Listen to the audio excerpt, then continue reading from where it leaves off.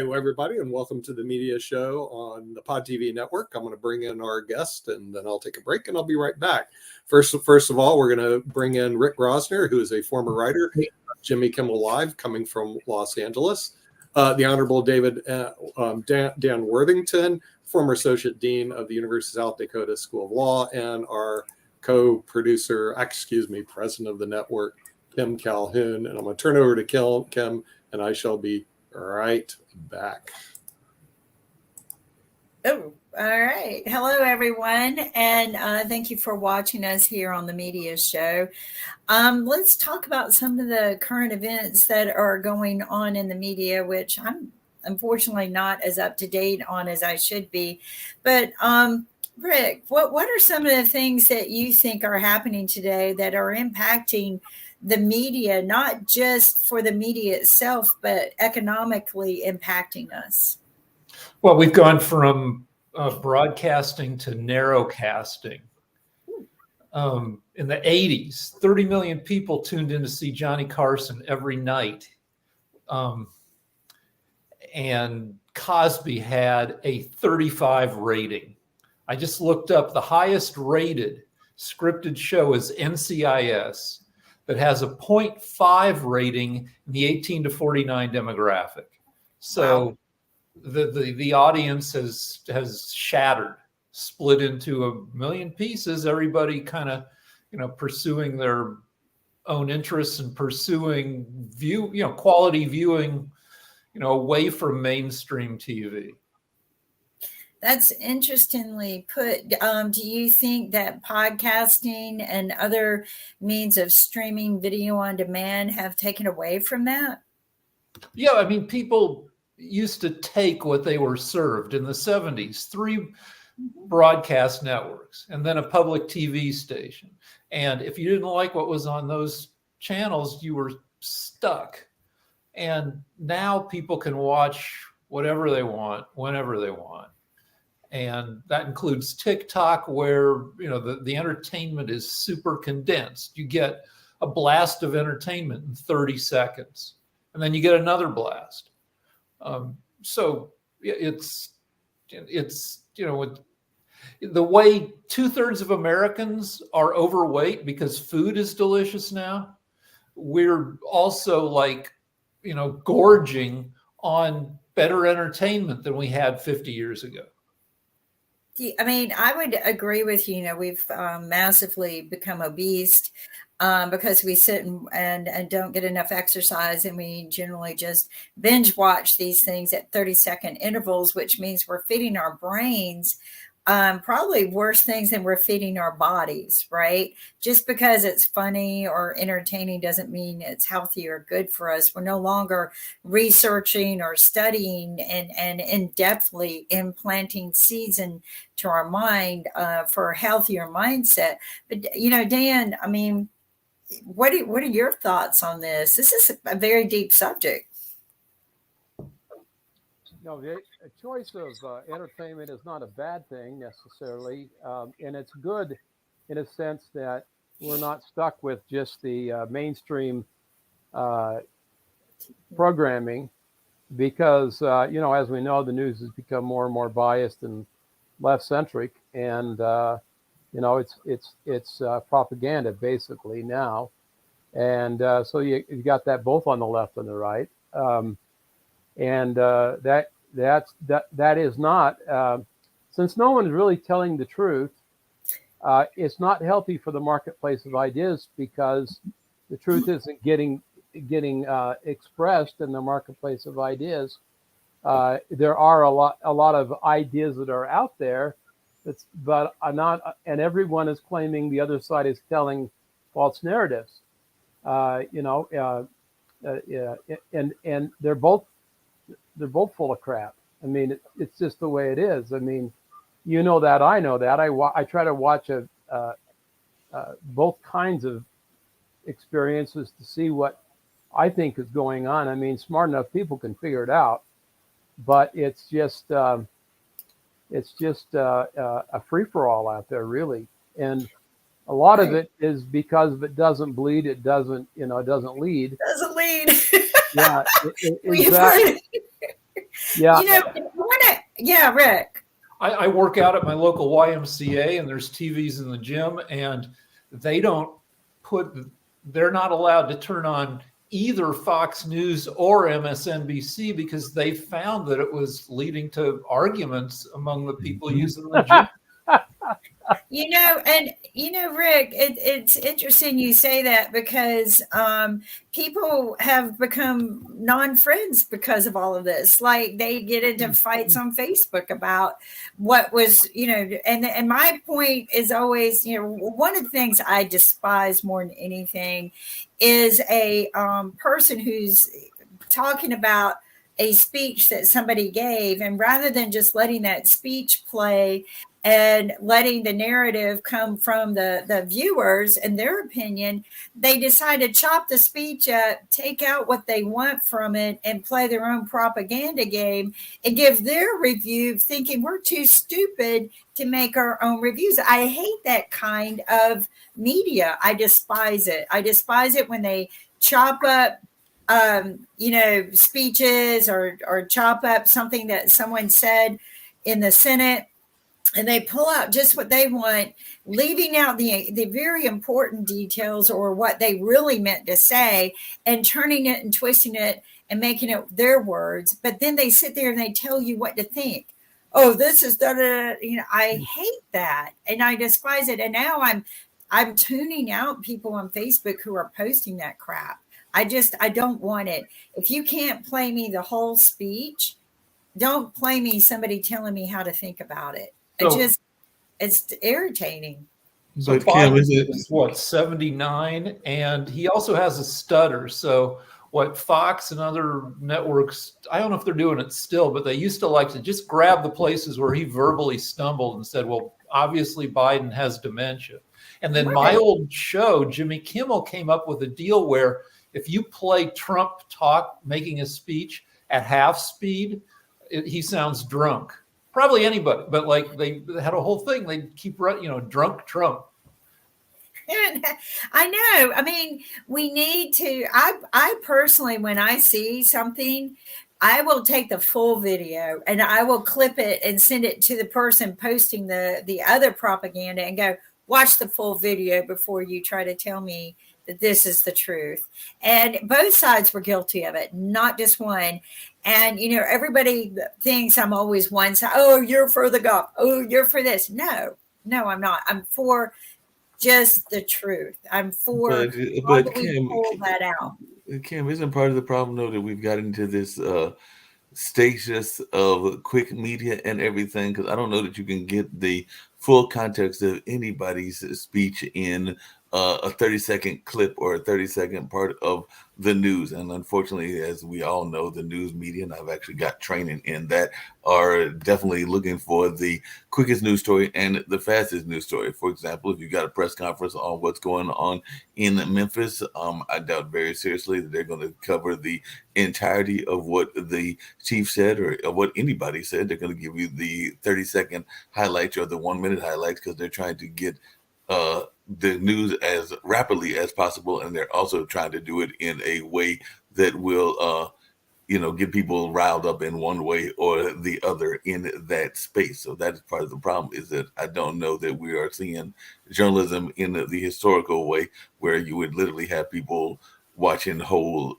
30-minute shows that might have been even the debate or the interview or things of that kind of space. But, we got folks that now, I don't even know, when's the last time that we saw a full press conference that was covered as the full press conference? Like I said, we usually get clips and all of that. There are ways that you can find it on YouTube and other places if you want to watch the full version. But yeah, you can find anything and turn it around to fit whatever your narrative is. We saw that with COVID. We saw that with probably get in hot water with some of our people here, including Sasha, but we even see that with the war in Ukraine. So you can definitely flip it however you want in a getting a quick clip and all in that space. So I think that is part of the problem from a journalistic standpoint, is that and it's not just the TV side of it, it's also radio, and I would even argue print, that they are trying to not do enough deep dive into the issues, and they're trying to get the quick fix because we are a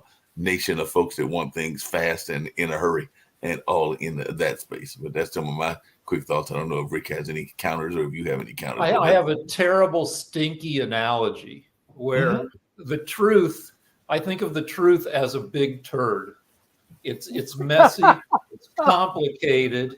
For instance, the relationship between Trump and Russia is fantastically complicated. And one side picks the peanuts out of the turd and says, Trump exonerated. The other side picks the corn out of the turd and says, totally, he's manipulated psychologically by Putin. And like, the truth is like takes, a lot of reading, a lot of hours to kind of, to understand, even approximate understanding, but each side just picks out the preferred nuggets from the mess.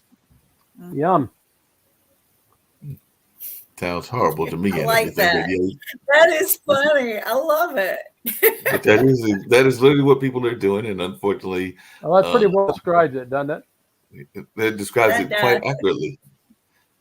It describes it maybe. What I find funny is hilarious. Actually, is Adam Schiff, Sawal, and whatever her name is, are complaining that they weren't allowed on the committees, intelligent committees, because of politicization.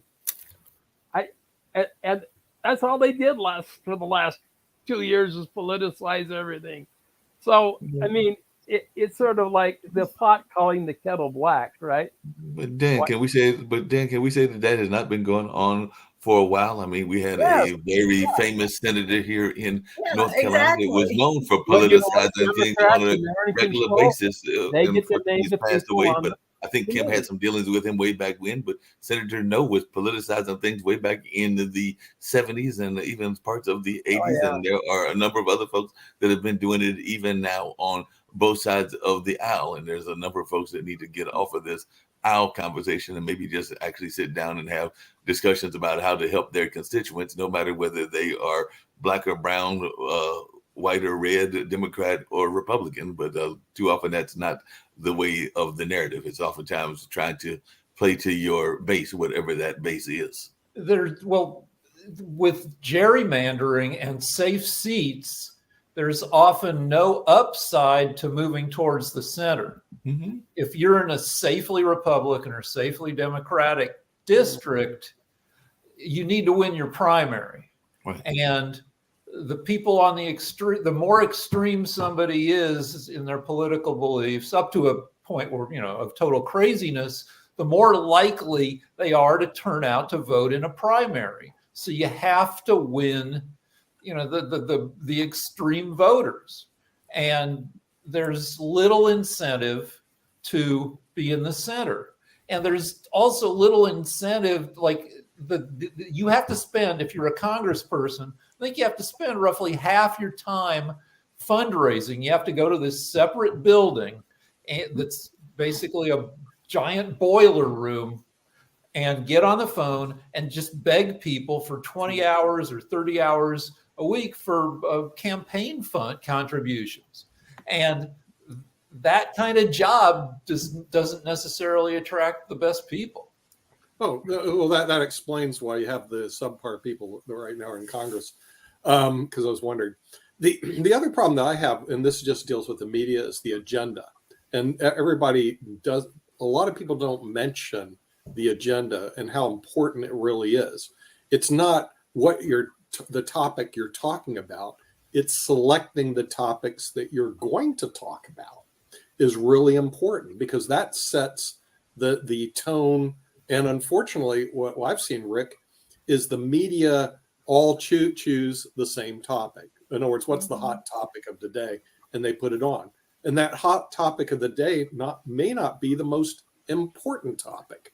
But Nick, on that same token, we have a show here that airs regularly, and I know that he uses various sources. It airs every week, and I am actually an admirer of his show, even though, and I, not just because I am one of the producers of it, but also Jeff does use various sources. I mean, he may be leaning more to the right than I would prefer and everything, but that's just my own preference. But he does bring up some very interesting issues, and he does bring different sources. He gets some of his stuff from Fox, he gets some of it from CNN, he gets some of it straight from Yahoo, and all in that spaces. So that is to say that, as he puts it, a lot of the sources have their own leaning. So he does try to get them from different sources, and of course he may put his own bent on it, whatever that bent is and everything. But definitely, Yeah, but Jeff is not trying to convince people to believe one way or another. He's funny. He's a comedian more than, I mean, everything he's doing is truly political satire.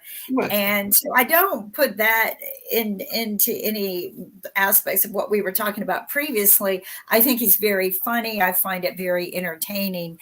But we have people out there who truly believe and trust other people who are delivering what is considered news, not entertainment. No, and but I think mean, that it but- needs to be changed. No, but Kim, but is that part of that is this whole notion of what's changed over the last several months? So you got a lot of people that will literally roll into Clubhouse rooms or Discords or a number of these other news spaces and will hear various quote unquote experts speaking their viewpoint. And some of these experts may be illegitimate experts. Maybe they came out of the medical field, but they might have had a reason for wanting to go in those public Discord rooms. So that is one thing that happened over this last several years is there are several public Discord rooms, so you can bring any viewpoint that you want to, whether it's based on fact or not. And yes, some of these people have their own agendas, because there are definitely people in there that are, you can even take COVID. There are some people in there that are very anti-COVID and I mean, everybody should be anti-COVID. It's a disease, but anti-vaccine, we'll put it that way. They're very much anti-vaccine, and they will go in there using their medical training in order to tell you reasons that you should not be taking the vaccine, or if you have taken the vaccine, you don't need to take the follow-up vaccines, and all in that space. And they can bring up some very legitimate arguments, including their legitimate background, because some of these folks have very legitimate backgrounds. I mean, some of them are as much of a connected to the medical community as, say, a Fauci is, and everything in that space. But do I believe what they say? Not necessarily, but they have the right to put it out there, and that's where a lot of folks are finding misinformation. They're finding it in these very open sources, and some of the information also may be very factual and all in that space. So are we saying that we want to stop those kind of conversations from happening, and how do you even regulate those conversations from happening? I have no clue. Yeah. Follow the money. Follow the money. That's how. All right, I agree with that. The news did not used to be for profit. The first 25, 30 years of news on TV, it was a public service that the broadcasters were required to do as part of the deal with the government. Government said you can broadcast along these wavelengths for free if you provide public service. The public service was the news. So the networks were like, all right, here's the news. Hold on a second, Rick. Can we say that the news didn't have a element of capitalism? I mean, one of the biggest news barons out there was Hearst, and Mr. Hearst definitely had a lot of money involved in what he did. But TV news was kind of a backwater in terms of making money for the networks. It didn't. It was like, all right, we have to put it on in order to have our airwaves. And then Ted Turner, I think in the late 70s, comes along with CNN and with the for-profit news model. Also the morning news shows like Good Morning America and stuff were like, hey, we can put on a 2-3 hour happy news show and make a lot of money off of ads. But CNN really started the bad habits with what Nick was talking about, the bad choices about, like right now, the guy who was murdered by cops in Memphis on all the news CNN, MSNBC is hours and hours of coverage, and it deserves lots of coverage, but it doesn't deserve Not like that much. 1/4 of all the minutes. When Malaysia Air lost that jet, CNN was all Malaysia Air all the time at the expense of all this other stuff you could learn about because people were drawn to that story. Right, how but many that's of what I was us? talking about, the agenda. Rick. No, Okay? but Nick, how many of us remember even the case of the Iranian hostages? I'm going to go way back in time Yeah, because then we got a daily report on that every day as to how long they had been a hostage. And, we had one of the most significant newsmen of all time literally coming on just about every day to tell Ted us how Koppel, long that half was an going hour on. every night. Yeah, but Rick, That's how Nightline started. here's my question on the Memphis murder, and I'll just say one murder. There were over 300 murders in Memphis last year. How many of them was there a national outrage about? Do these people's lives not matter? In other words, why don't they report on the 300 other people who were murdered in Memphis last year? Are they not But Nick, important? but to come I'm to that, asking I'm Rick sure this that the local stations have covered all 300 of those murders at one time or another. Now they might have only got like the time that it happened and everything, but it wasn't a national outrage. But I would Okay, almost why- guarantee why- to the elite. Okay, my question, Mark, why isn't that a national outrage? Rick, why isn't that a national outrage? Where's the justice for them?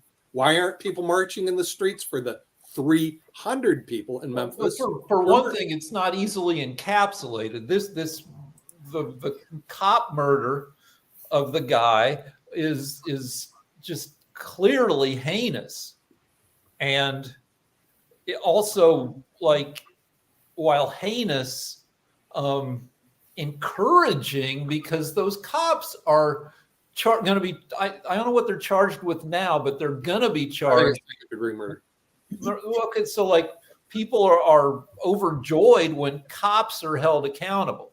But, So what about these other people? Their lives don't matter, and accountability. they're less easily encapsulated within a news structure. Okay, so what you're telling me is their lives aren't important, and as this Well, other not person, necessarily that. I mean, but what was the young lady? What was the young lady that 300 was? people who died in So. Memphis. No, I got it. I mean, people are killed left and right every day. It I mean, people doesn't are killed. matter. What you're telling No, me is I get what you're saying, Nick, but I'm just saying. But Mark, to just Rick's just point tell and the world everything. that their lives But aren't to Rick's point, what about those? Because Media doesn't give a rat's when you for find either something the that's easy people to or justice. capitalize, then that's easier to If a report cop on. I kills you, remember the it's young important. lady that was But if you get killed killed by her randomly on the parents and everything. streets, At least I it's think she was not killed by her important. parents. But the Okay, young lady that was let's over just there in the West and everything. let's Remember just that come was a clean. big news story. Guys, just come clean. If a cop kills you, it's an important death. If you randomly get killed, it's not important, even though you're just as dead. Okay, so let's get clean. Those 300 people who died in Memphis, your lives aren't important. So I mean, yeah, they're important, but you have to look at how news gets on the air. Okay, so back to how the news gets on the air. It has nothing to do with the importance on it. And who pays The them? news Yeah, they're important, but like somebody has to pitch this murder to their boss, and the So boss it's a has sales to say, "Go out and Rick, it's a get that sales story, talk to people." And Oh, come on, it's a sales job. You know, they got to like- pitch a murder. Are you kidding me? You got yeah, to but pitch I'm not saying I'm saying it's wrong, but I'm It's saying wrong. that's that's the reality of how it works. You know, like there's going to be a documentary movie or series, I think, on CNN on Kevin McCarthy's home district, which is Bakersfield, California, which is like one of the murder capitals of America, with murderous cops and cops who don't solve any crimes. And, you know, somebody had to pitch, well, look at this terrible town where murders have been going on for 50 years. And where this is now the Speaker of the House's, you know, city. And it's a terrible hellhole of murder. And so those murders are going to be focused on and getting their There's own. nothing else to do in Bakersfield. Because can I the flip say? side of what you are saying, Nick, is how many towns do we know of in the world, including some here in North Carolina? I know for a fact that Kim knows of one. She can bring it up if she wants to or not.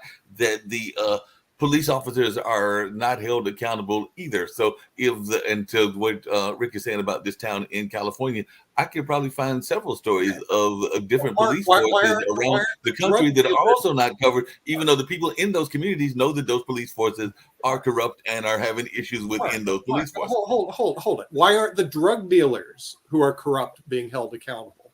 Are the drug dealers who shoot another person randomly on the streets they're not held accountable. Well, they're Why not? giving Why money. isn't to it justice Democrats, for the that's why. person who got shot by a driver? Probably Republicans. I I don't know. don't get it. Well, You know? probably.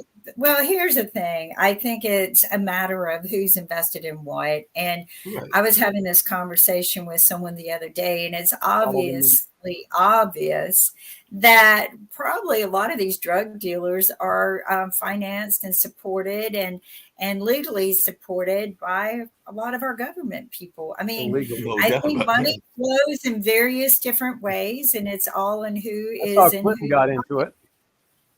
I mean, it's I a just bad Clinton. conversation. Yeah, he was Bush. But I'm Bush saying, senior. but not just Clinton. There's been people on both sides of Oh, the I know. aisle. I know. I mean, look at Trump. He was good friends with Epstein. You know, I mean, and there's many pictures of him Everyone over was the good years friends with with Epstein. Epstein. I mean, was he part of Epstein's plot? Party extras? We don't know. I know that over the years there are many pictures of him and Epstein together, arm in arm, like, hey buddy, how's it? Not just shaking hands or. Yeah, and we had So Bill in a red you dress. just never know. You never know. I mean, I see a lot in the law enforcement areas because I've been involved and I get involved. You know why And I that was that way? You know why that was that way? Because Epstein actually was a Mossad operation to try to subvert and corrupt politicians and world leaders all around the world. They wanted to get the goods on them so they could influence them. Yeah, but Trump wasn't a world leader then. He was just a Trump. Oh, well, I mean, it he didn't was matter. just a We party were animal millionaires, too. himself. Well, the idea with the millionaires would he would blackmail them, right? Yeah, but were there any of them in your verbiage or in your mind that were bad? Or were they I all don't- just an I don't- influential I think situation? anybody that would engage in the kinds of things that Epstein was engaged in are evil. Or they're not good people. And so that's my definition of that. A lot of people disagree with me, including Shaquille, because to him, these are all girls that are either of age or pretty close, and they're offshore. So why not? I have a moral compass about this thing, and I think it's wrong. Here's Shaquille. Hey, Zach. Your name You was just invoked his listed. name. And you were All I heard was that I will disagree about something and it has to do with the moral compass, and I actually don't know what you're talking about. But yes, I take it I've disagreed. Grab the pot, the lantern, and Epstein. You I didn't should- think Right that- now, perfectly, Shaq.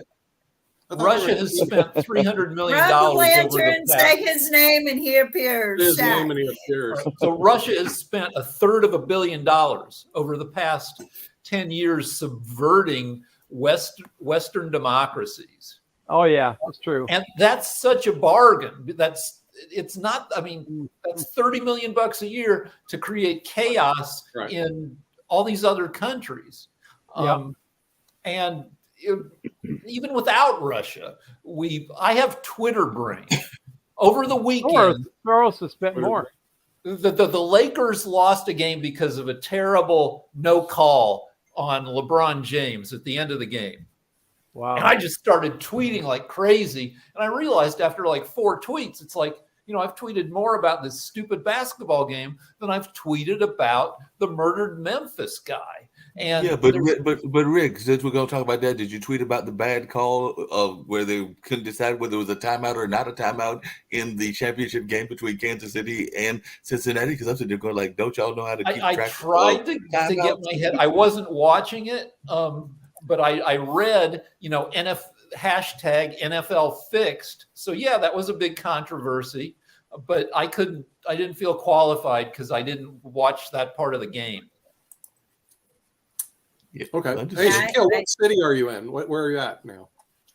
I'm in Dubai at the moment. It's probably the screen's probably a bit too reflective, but Okay. yeah, no, I'm in Dubai. I've just arrived here Can you this see morning. the Burj Khalifa, that big building they built there, that monument to capitalism? The Burj Khalifa is on a different section to where I am. I'm staying on the Palm Jumeirah. So, He's on- but no, he's on- I just want to address a couple of things. So, Rick, this language that we use, becomes very strong and I think over exaggerated. Russia certainly and China have been accused of running ads and all this sort of stuff, but the idea that it's subverting democracy and causing chaos, I think that this is overstating it. I think this is the media trying to drum stuff up, right? People from all over the world and different countries are going to have a say in things that happen. And of course, Russia has probably had a disproportionate amount of say and influence, and they've certainly spent a lot of money. But to suggest that the United States has become, more volatile directly as a result of that, I don't think so. I think that the systems in America, for all of their flaws, they work pretty well. People on the right have criticized the last election, saying that Joe Biden's not the legitimate president, things like that. But at the end of the day, the political process that America has resulted in him winning the election. The political left made the same complaint about Donald Trump, that Russian interference created this monster and Donald Trump became the president. At the end of the day, you don't always get what you want out of life. You will often see politicians and political parties that will win when you don't think that they should. That's what happened with Donald Trump for a big part of the country. The reality is that's just part and parcel of living in a democracy. And I think that, democracy is chaotic. The political systems that we have in Western countries do have, they do tend to waste time. The politicians do tend to do things that we all look at and just go, what is going on? But that's better. That's a better system than anything else we've been able to come up with. So I think it's overstating it. Well, everybody's pissed now. Like when you look at different the periods I've lived through. I'm a little kid in the 60s. Everybody's pissed at the late 60s, the generation gap, the Vietnam War, Nixon, and then the war ends. Nixon, is kicked out of office. And then we have the disco era, and everybody's happy and having lots of sex for about 5 years, giving each other herpes and AIDS. And then, then things get more contentious under Reagan and then kind of calm down in the 90s. And now we're just super pissed again. And like I lost 15 pounds under Trump because my bowels were always in an uproar. Food just would go right. I got irritable bowels. I just, I pooped a lot because it'd be crazy. But you know what, Rick, but that's kind of my point. But that's kind of my point is that people, the right wingers at the moment feel the same way about the woke left and Joe Biden. And Joe Biden brought Dylan Mulroney, this trans person at the White House, all that sort of stuff. And I think people just need to just relax and not take politics so serious. Like, what did Donald Trump really do that was that bad? What is Joe Biden doing? If you're opposed to Joe Biden, what is he doing that's that bad? You might think that he muddles up some speeches and stuff, but you're going to be okay.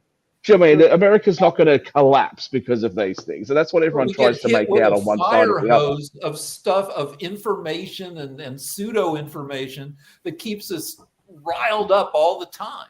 But that's the media manipulating you. It has nothing to do with the truth. Well, I'm a sucker. I'm easily manipulated. Easily manipulated, right? And you used to write. I mean, that's so funny. Now, Dan, I am going to have to ask you, what is it that you think I'm going to disagree with you on? Because all I heard was I'm going to disagree with you, and then as I arrived. So what was it that you actually said? It was Epstein, and you told me one time that you thought that that girls were consenting and what he did wasn't really that bad and blah blah blah blah blah blah. And so hang on. Here we go. Hold up a second. I made a comment to you off air, Dan, and that was not supposed to be repeated on air. But now that you have, I didn't say that what he did wasn't bad, and I didn't say that they were consenting.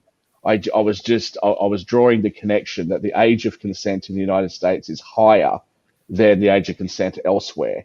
And I just said to you that in some cases, some of those girls would have thought that this was going to be a great time. And obviously what's happened based on the interviews shows that it was more exploitative than otherwise. But the conversation I had with you was not an on-air conversation. So I prefer it. I apologize 100%. My point that it was a Mossad operation intended to embarrass and to blackmail world leaders and wealthy people. That's what it was all about. Well, I Okay, know Although what I that was may bringing up had nothing that may to well do with be. blackmailing. I noticed over the years particular photos of people who got together as friends over the years, not once, not shaking hands, but like buddy drinking ham party. So I was just bringing up something to that effect, but I want to bring up something a little more serious. But that may be the case, though, Kimberly. I just want to say in relation to those girls, it may be the case that it wasn't because of blackmail as such. But I think that something that people need to remember is that, you know, the very, very wealthy people, the very, very powerful people often have a fairly small group. And when somebody's brought into that group, you know, they'll end up taking photos with them and things like that, where there may not be anything untoward. But also, I think that very powerful people, if you're 40 and you're interested in a girl who's 25, you know, and you're in a very powerful position or you're very wealthy, how do you do that without being accused of being exploitative? And this is what really Bill Clinton and Monica Lewinsky, when Monica Lewinsky says, hey, I was 22 years old and the president of the United States was interested in me, you can kind of understand that, you know, yeah, like she's going to be somewhat smitten with getting attention from such a powerful figure. Shaquille, I hear what you're saying because there was hold on a second, Shaquille. I hear what you're saying because there was actually an NAACP person that's still involved with the NAACP that was actually caught in some of that kind of conversations because definitely there were notions that there might have been things going on, but there were never any proof of it. But it was that whole power broker kind of thing. And if you're a power broker, then yes, folks might try to exploit that power broker situation. That is not to forgive them when they exploit those people and things in that nature. But there are some groupies out there that will try to manipulate it in such a way to get the gain that they want as well. So I do think that we have to look at the entirety of the story, and that is not to forgive. But Mark, that's my point. What do you do if you're a powerful person and you're interested in somebody? Do you have to not show any interest in somebody unless they're in your league and equally a powerful and wealthy person? Because if you're a famous actor or a comedian or whatever, and you show interest in somebody, everybody is going to suggest. I have a serious question for the panel. What is the youngest age in the United States that you can get married legally if you're a female? The youngest age. 12. Well, that's correct. Very good. You did your homework. The state of Massachusetts allows you to get married, and so do other states, at age 12. Now here's it's not just Massachusetts. It's many states in America. Yeah. Many states in the United States allow that. Okay. As we're sitting talking, men make the laws. I'm just saying, women would not allow that. But no, sorry, Kimberly. On that issue, you're incorrect. On that issue, women were more than happy to pass this sort of legislation that allowed kids to get married at 12. But just realize it's age 12. Yet at the same time as we're talking here, there's a person that I know that's sitting in jail for 10 years, because he had consensual sex with a 16-year-old or 17-year-old. Okay. So Nick, this is where the rules are ridiculous, because in California, you know, the lovely liberal California, the age of consent is 18. And so what you're saying high school kids, where the boys turned 18, the girl's 3 months younger than him, she's 17. They go to the high school prom, and he ends up being jailed and put on the sex offenders registry. This just doesn't make any sense. It doesn't make any sense to me too. But as I said, this is where movements like the Me Too movement and other types of movements have really caused a lot of drama, I think, where they're not factoring in when people are of similar ages, and they're also not factoring in where there is an imbalance of power. How do you have that relationship without it being suggested that you abused the power in your relationship in order to have a sexual relationship with somebody? I mean, it becomes complicated. Okay, my opinion, this gentleman is sitting in jail for 10 years because of the Me Too movement. In other words, it was an anti-male movement. Remember, he's with a 16 or 17-year-old, and certainly he should not have had consensual sex, but he did. I know of and a then man he goes who to jail got for 10 years. sent for life for supposedly having consensual sex with a 16-year-old. He got sent for life. That's what I'm saying. Politically, there's no proof. Where's the male outrage? Politically, there's no upside for the legal system for It's a the judge at the to time. release a sex offender, even if it's a miscarriage of justice, because that'll be used against the judge. So if Elections. if you watch the documentary about Epstein, Elections. the girls involved were tricked and coerced. Yes. Oh yeah.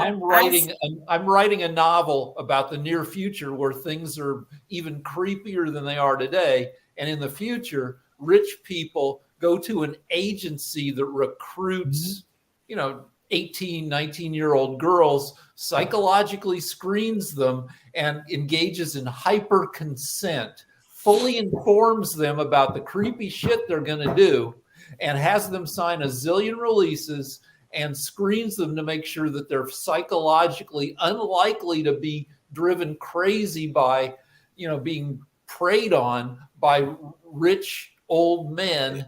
And Rick, hold on a second. You say this is science fiction. I know some women and some other folks that would argue that That this is sounds like already science taking fiction to place me, Rick. right now and Yeah. it's going on in our modern day time, and it is not that dystopian or that far from the reality of Well, what and folks are I'm going to dealing with. share Because real. as you were describing it, I was going like, I've heard of some of these cases even Look, now.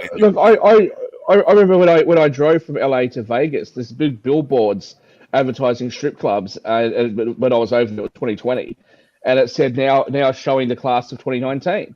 I mean, this sort of stuff goes on all the time, and I think, but to the off-air comments I've made to Dan, when you say these girls were tricked, that may well be the case. However, I think that there is a lot of girls, and it's not politically correct to say this, who Exploited. would have actually consented to doing this because, hey, I get to fly around in a private jet.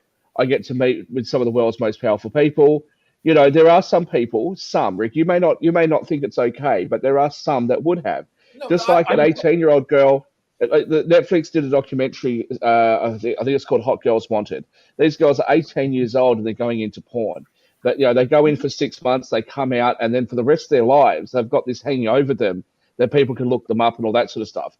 That's very exploitative, but they consent to doing it. So my point is that I don't know whether you necessarily would have to use trickery and exploit people, but you would actually be able to, unfortunately, find people. And those of us that have a bit more life experience and knowledge aren't imparting that. And we're watching young people make mistakes that affect them for the rest of their lives. I'm It's a very friends dreadful. with all sorts Shaquille, of we sex saw a young workers lady on- we saw a I'm young lady friends just with around the sex corner workers because I'm over on here in Twitter, Durham. There was a young lady in and- Duke that literally made her living off of becoming a porn star. I'm not sure if she's into corporate America now or whatever, but this was like 3 or 4 years ago.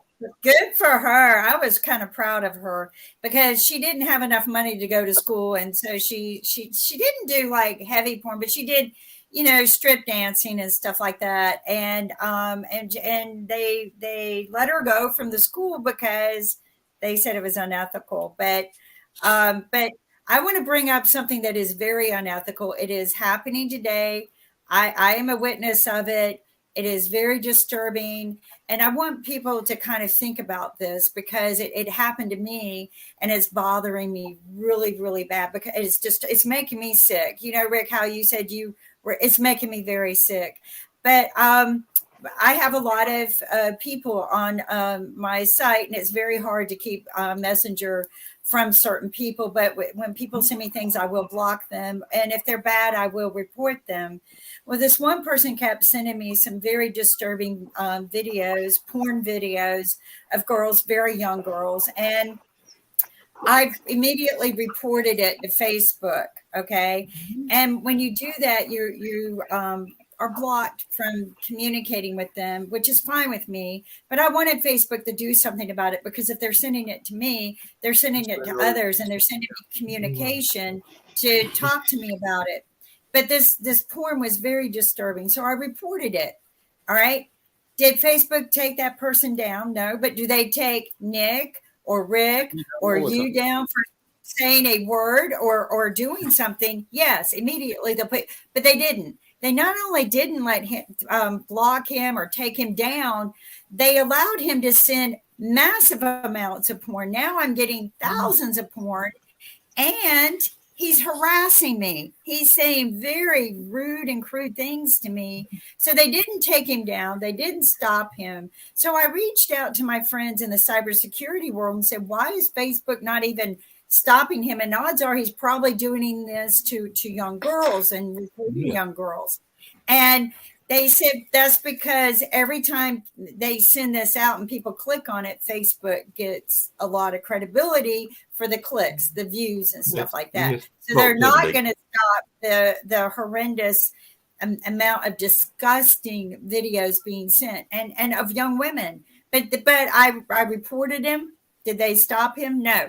Did they take him down? No. In fact, they now allowed him to send more and harass. So there's something very sick and disturbing about our media and social media to allow this. And I'm going to get to the bottom of it, but I'll just decided I'll enough say secretly, if it's start my own. If it's exploiting children, then you should report it to law enforcement, not just to Facebook.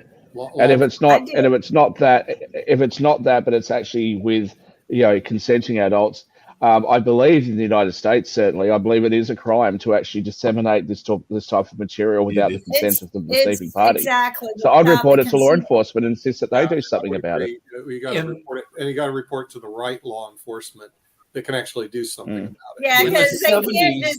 Cyber is a whole different. That's a whole different game. In the 70s, Rick had a point. In the 70s, when I was a kid, there was a war on porn. There was a discussion about, should we stop porn? Is porn good for people because it provides a release, or does porn make people rapey and crazy?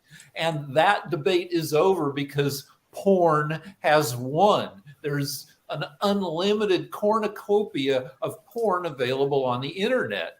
And it gets more and more extreme because people get jaded. The easy availability of porn everywhere means that, somebody my age, somebody in their 40s who's been looking at it for 25 years, needs more and more extreme stuff to get that same jolt. It's, as with opioids, you got to. Well, that's not for everyone, Rick. Some people will look at it. When I say some people, I mean men. Will often look at it and look at stuff that they would never do and wouldn't want to do to their wives or girlfriends, right? So they're looking for that really grotty kind of thing where it's like, yeah, this is great. This is something I will never actually do to somebody that I care about, but I can kind of watch this and enjoy it. That's where a lot of porn customers are. You look at porn and then you go, hold on a second. Look at porn and then you You go out on the can find street. things in that lane that are totally illegal, totally immoral, to Dan's point and everything. And I don't know that there's people that want to be encouraged on it. I mean, you can find things in the porn lane that cover everything from bestiality to pedophilia to a number of other things that I think all of us here agree are horrible in society and all in that space. So I'm not going to forgive people that are doing illegal things and probably should be put on registries and everything. But the comments that I made in response to Rick were, I was referring to stuff that's legal. I'm not talking about illegal things. And certainly I would say that if you find yourself attracted to children for whatever reason, you need to go and seek help immediately, and there is help out there for people, right? So go and get that help. Don't pursue it any further, because you don't want to do that to yourself and mess your brain up and have all these sorts of issues. And children and childhood is a magical time. It's something that we should all be protecting in society, making sure that our kids are safe and secure. One of the questions I was going to ask you, Nick, is too often, and since we're talking about this and it is a media show, too often we hear about these registries, and these registries exist. They're supposed to keep people informed as to who is the bad apples in society, particularly those that might have committed these various kinds of crimes and everything. And I don't know that those, one, are accurate, and two, that they actually do a good job of pinpointing folks, or that they are even legal in what they do. But you're the lawyer on here, so I'd love to hear your perspective on this, because that is something that they will even advertise. Talking about Facebook, they will advertise that you can find the folks that are the bad apples of society from some of these sites that they make available. I hate to say it. I don't work in that area of the law, so I'll defer. If you ever played the video game Tetris for like 2 hours, when you quit playing, your brain is still programmed to be playing Tetris, and everywhere you look, you kind of see blocky, shapes and stuff. Same with porn. I'm talking about legitimate, not just regular porn, not the super creepy illegal porn. But if you look at porn and then you go out and walk around on the street, if you've been looking at, like, I don't know, some video that's butts, when you watch, you have to reprogram your brain to be not porny when you walk away from the porn. It's insidious. Plus we're wired by evolution to be turned into idiots by sex. And Well, I then hear what you're saying, but Rick and Shaquille and everybody, and even Nick, I was going to give y'all a nice little compliment about the network, because I did get an email today that is getting us away from that discussion and everything, but I think y'all will enjoy it. I was reaching out, as I oftentimes do, for guests and everything, and one of the guests wrote me back earlier today and said that they could not be on the show. And they said that the reason they couldn't be on the show, because apparently they're a noted analyst. I wish I had pulled up that email, but I didn't. But they are noted analysts on CNN. So they feel that we are TV competition. So they said that they have an exclusive contract. So therefore, they cannot be on Pod TV because they have an exclusive contract with CNN. So we have now reached the big time, because I just got an email where we were rejected because they have an exclusive contract with CNN. Oh, we had more followers than CNN Plus. He rejected us. I love it, Mark. He rejected us because we're competition with CNN. Can you believe that? Well, we do have 300. Well, if we go back a year or so, there was one show that Nick and I were on, where we actually had higher ratings, didn't we, Nick, than the CNN show at the same time? Because sometimes CNN doesn't get good ratings, and sometimes we get hundreds of thousands of people watching us. What can I tell you? I think we were at like 260,000 today, so it really varies. I'm at 1.6 million. Down below. Oh, Kimberly's the superstar. Kimberly's the superstar, but apparently the person was doing a lot around the presidential election and all that. It was actually a young lady, and the letter I got back was, "Thanks for reaching out to Beth Sanner, but she has a contract with CNN, so she can do other TV interviews. Best to you, Sharon," who was her PR agent. So apparently we're competing with CNN, and we've been turned down. Good. CNN. So just going back to Rick's comments. So Rick, I think that there's a real issue when you've got, and this is generally coming out of California, where you've got kids being told that they can change their gender, they can start puberty blocking medications and things like that at very, very young ages, right? They're being told that they're in charge of their body, whatever they want to do, they can do, but they can't have sex with people in their own peer group. They can't do that. They can smoke marijuana at 14. They can't smoke cigarettes until they're 21. And then you say to the 18-year-old boy who goes out with his 17-year-old girlfriend that you're going to lock him up, put him on the sex offenders registry, etc. Okay, but if the 17-year-old kills somebody, they can be treated as an adult. I mean, what gives? I mean, of course, our young people are growing up confused. A lot of states have Romeo and Juliet laws where if you catch a 15-year-old California doesn't. Sex with a 16-year-old, it's not. California doesn't, Rick. Okay. Rick, California doesn't. And I know this because a particular case, I'm aware of a particular case where this exact situation happened. He was 18, she was 17. She was like 3 weeks younger than him, 2 or 3 weeks younger than him. And I don't think that they even had full sex, but they were sexually, they were in the throes of something on prom night. And the parent of another kid happened to catch them doing stuff, and he ended up on the sex offenders registry. I can't fathom how that's protective to children. But hear me out on this. How can you put somebody on the sex offender directory when they are not even legal to drink or legal to smoke? That's my whole point. That's my whole point. When it comes to control people, when it comes to rules around our young people, some of our rules are absurd. You're prepared to put a machine gun in the hands of a poor 18-year-old kid and send them out in the military to go and shoot people and die potentially for the country and the freedoms it represents, but he can't drink or have a cigarette? Are you kidding me? And then, by the way, American service people, once they've left the United States, the age of majority, the age where you can drink and smoke in almost every other country is 18.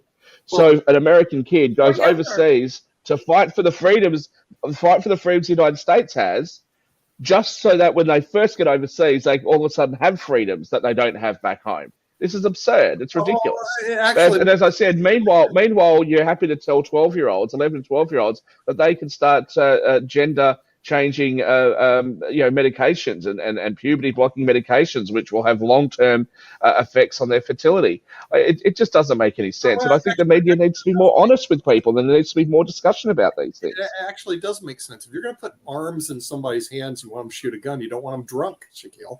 So the thing is, they don't want them drinking because they want them shooting, and they want them shooting sober. So that's the reason for that. Well, in terms of I can tell you the rates of alcohol abuse in the military is extremely high. The idea that you would tell a kid that they should die for the country, but they can't have a drink, I think that's absolutely absurd. Right? You can go die for your country, but don't you dare have a cigarette first. No. Or sex. Who's Or sex. If you're drafted at 18, that's it. You got no chance. So Ronald Reagan gave us the 21 drinking age. A lot of it used to be up to the states. But when Reagan was president, Reagan said, unless you make the drinking age 21, you're not going to get federal highway funds. And every single state, I believe, said, okay, all right. Well, if that's the case, it should be challenged. Isn't there a saying? If that's the case, that should be challenged, and it should especially be challenged in front of this Supreme Court, because this Supreme Court has upheld in Roe v. Wade that states' rights, states get to make the call. It goes back to the state legislature. So if it really is true, what you've said, that the alcohol drinking age was put there by Ronald Reagan and forced upon the states, then the alcohol lobby should challenge at the Supreme Court and hold the Supreme Court to account, send it back to the states. The first bar I worked in was for 18-year-olds. Was watered down beer for people who were 18. So much vomiting, so much drown night. All you could drink, $5 for guys, $4 for girls, 18, 19-year-olds. Just that was one of my jobs, was cleaning up the barf on ground. Here's a question. But here's a question I've got. I've gone through the United States, and many of the states I've been to, I've actually seen advertising telling parents that if they allow their children to drink, they can be prosecuted. Now, again, I come from countries where there's a bit more freedom than that. Most Western countries will say that if a parent is there, the parent may allow their child to have a sip of wine or have a glass of wine with dinner or have something. But in America, that choice has been taken away from you because the government thinks it's no good for you and your family.